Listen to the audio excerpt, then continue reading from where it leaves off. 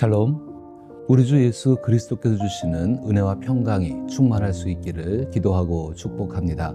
날씨가 몹시 춥습니다. 건강관리에 유의하시기를 바라며 오늘 함께 읽고 묵상할 말씀은 요나 4장 4절로부터 5절 말씀입니다. 제가 읽어봅니다. 여호와께서 이르시되 내가 성내는 것이 옳으냐 하시니라. 요나가 성읍에 나가서 그 성읍 동쪽에 앉아 거기서 자기를 위하여 초막을 짓고 그 성읍에 무슨 일이 일어나는가를 보려고 그 그늘 아래에 앉았더라. 아멘. 요나의 마지막 결론에 이르고 있습니다. 이제 우리가 이 부분에서 살펴볼 것은 하나님의 깊으신 은혜로 말미암아 우리 내면의 깊은 것들이 은혜로 치료를 받게 되어지고 고침을 받고 그로 인하여서 하나님의 뜻을 순종하며 살아갈 수 있는 사람이 되게 한다는 것을 생각해 보아야 합니다. 인생을 살다 보면 그때는 잘 몰랐던 것들이 시간이 지나고 나면 깨달아지는 경우가 많습니다. 요나는 부모의 마음을 알지 못하는 철부지처럼 하나님께 화를 내고 있습니다. 그는 니느웨 성읍 동쪽으로 나가 초막을 짓고 이제 하나님께서 어떻게 하실지를 지켜보기 시작합니다. 마치 누가복음 15장에서 돌아온 아들 때문에 기뻐하는 아버지의 마음을 모르고 집 밖에서 시위하고 있는 큰아들의 모습처럼 보입니다. 이처럼 요나는 하나님의 선하신 뜻에 대해 자신이 아무 쓸모가 없는 존재라는 생각으로 무너지고 있는 것입니다. 그러나 이것은 요나가 물고기 뱃속에서 들었던 기도 안에 나중에 그가 이렇게 무너질 것임을 알리는 실마리가 있었습니다. 그때는 몰랐지만 시간이 지나면서 그렇게 된 것입니다. 아직 요나는 이를 깨닫지 못했습니다. 그러나 하나님은 요나에게 내가 성내는 것이 옳으냐라고 물으시며 자신의 독선으로 화를 내고 있는 요나에게 자비로운 설득을 시작하십니다. 그렇다면은 하나님께서는 물고기 뱃속에서 요나의 회개를 받으셨지만은 요나 안에 있는 독선의 문제를 치료하시기 위해서 더 깊은 은혜 가운데 요나를 이끌고 있는 것입니다. 모든 인간은 독선을 가지고 있습니다. 따라서 독선은 정상적인 인간의 조건이라고도 할 수 있습니다. 독선이란 자신의 생각이나 신념이 옳다는 확신 아래 다른 사람의 의견이나 관점을 무시하거나 배제하는 태도를 의미합니다. 이는 종종 상황을 객관적으로 보지 않고 타인을 이해하려는 노력이 없이 자기중심적으로 행동하는 것을 나타냅니다. 독선적인 사람은 자신의 견해를 강하게 주장하며 타인의 생각에 귀 기울이지 않고 갈등을 초래하게 됩니다. 이러한 독선은 자신의 업적과 노력을 통해 스스로를 정당화하고 자신의 경력과 성취를 자랑하려는 피할 수 없는 욕망과 연결됩니다. 만약 이러한 독선이 하나님의 깊은 은혜로 사라지지 않는다면 멸망을 눈앞에 두고 있었던 이스라엘 백성들처럼 위태로운 삶을 살게 됩니다. 하나님께서는 예레미야 9장 23절로부터 26절을 통해 자신들의 독선으로 인해 위태로운 삶을 살고 있는 백성들에게 경고하십니다. 여호와께서 이와 같이 말씀하시되 지혜로운 자는 그의 지혜를 자랑하지 말라. 용사는 그의 용맹을 자랑하지 말라. 부자는 그의 부함을 자랑하지 말라. 자랑하는 자는 이것으로 자랑할지니 곧 명철하여 나를 아는 것과 나 여호와는 사람과 정의와 공의를 땅에 행하는 자인 줄 깨닫는 것이니라. 나는 이 일을 기뻐하노라. 여호와의 말씀이니라. 여호와의 말씀이니라. 보라, 날이 이르면 할례 받은 자와 할례 받지 못한 자를 내가 다 벌하리니 곧 애국과 유다와 에돔과 암몬 자손과 모압과 및 광야에 살면서 살적을 깎은 자들이니라. 물은 모든 민족은 할례를 받지 못하였고 이스라엘은 마음의 할례를 받지 못하였느니라 하셨느니라. 강력한 독선에 대한 하나님의 경고가 있고 하나님께서 이를 고치라고 말씀하시는 것입니다.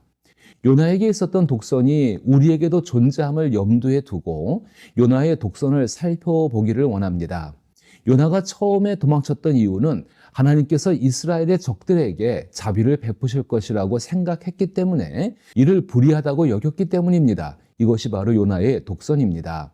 그러나 요나서 2장에서 요나는 자신에게도 자비가 필요하다는 사실을 깨닫고 하나님이 그를 철저히 공정하게 대하신다면 그가 받아 마땅한 것만으로는 아무런 소용이 없다는 현실에 직면하게 되어집니다. 자기의 정당성이 아무 의미가 없게 된 것이죠. 그래서 물고기 뱃속에서 요나는 자신에게 은혜가 필요하다는 것을 더욱더 깊이 이해하게 됩니다.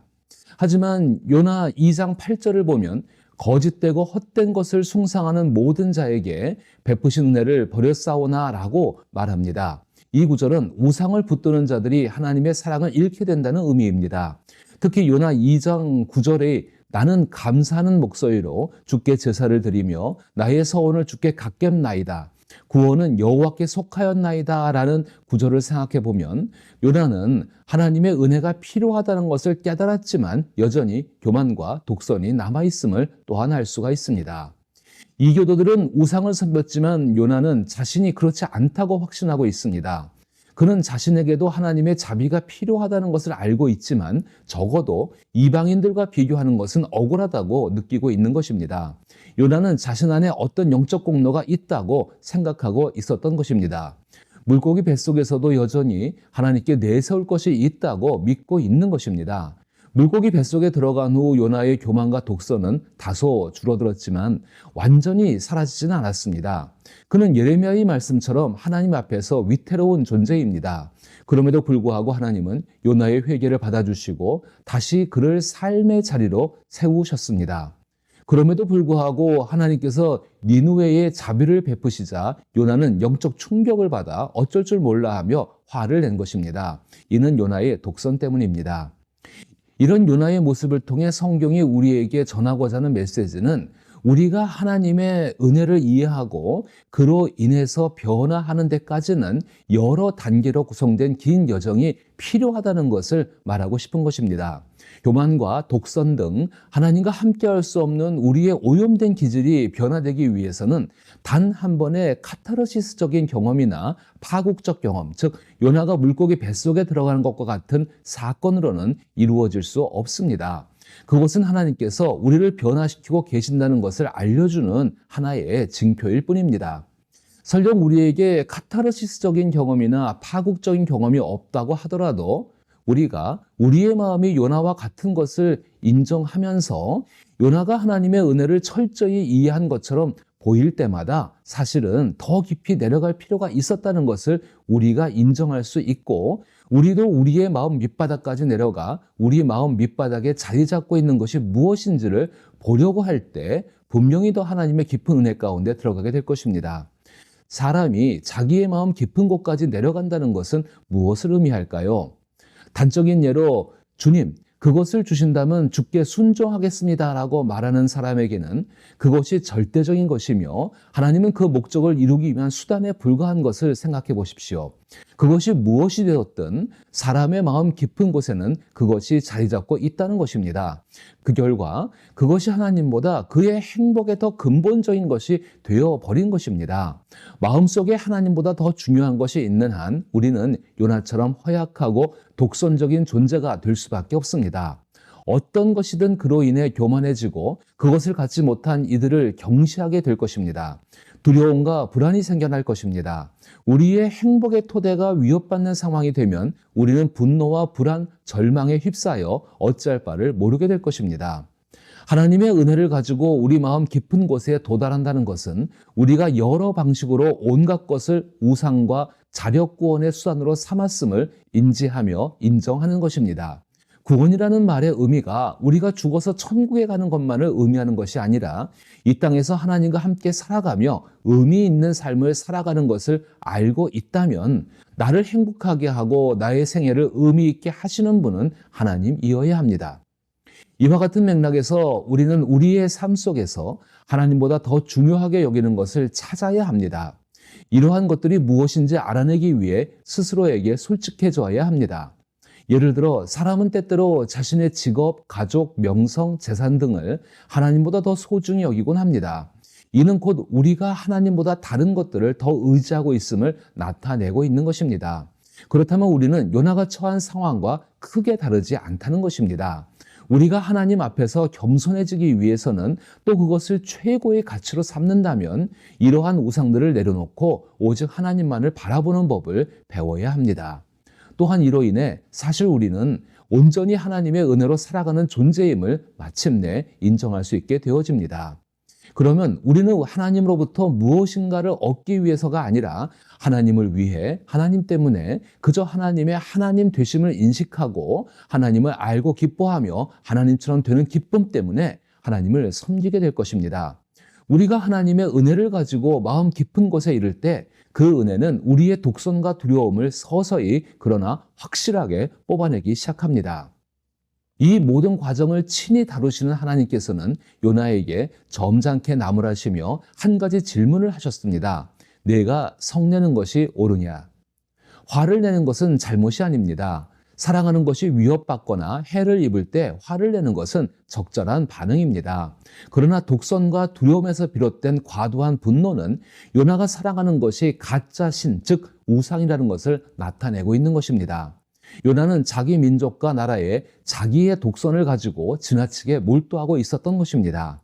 요나가 하나님 은혜 안에서 누릴 수 있는 무한한 평안을 경험하려고자 한다면 자기 안에 있는 우상 숭배를 깨닫고 버려야 할 것입니다. 요나의 이야기는 오늘날에도 여전히 우리에게 많은 교훈을 줍니다. 그의 독선과 교만은 결국 하나님께 참되게 순종하는 일을 막았으나 요나가 회개하고 하나님께 돌아왔을 때 하나님은 그런 요나를 받아주셨습니다. 이는 우리의 삶에도 마찬가지입니다. 우리가 우리의 우상을 발견하고 내려놓음으로써 더 참된 신앙과 평안을 누릴 수 있습니다. 요나처럼 우리의 독선과 교만을 깨닫고 회개하는 과정은 고통스러울 수 있지만 이는 궁극적으로 하나님과 더 가까워지기 위한 필수적인 과정입니다. 이 일을 행하며 우리가 안심해도 되는 것은 이미 하나님은 예수 그리스도 안에서 우리를 품으셨다는 사실이 있기 때문입니다. 더 깊은 은혜의 세계로 내려간다는 것은 결국 우리 자신의 밑바닥까지 내려가 거기에 하나님의 은혜로 채우는 것을 의미합니다. 그로 인해 영원토록 우리를 사랑하시는 하나님의 사랑 속에 살아가게 됩니다. 이러한 삶을 살아갈 수 있기를 축복합니다.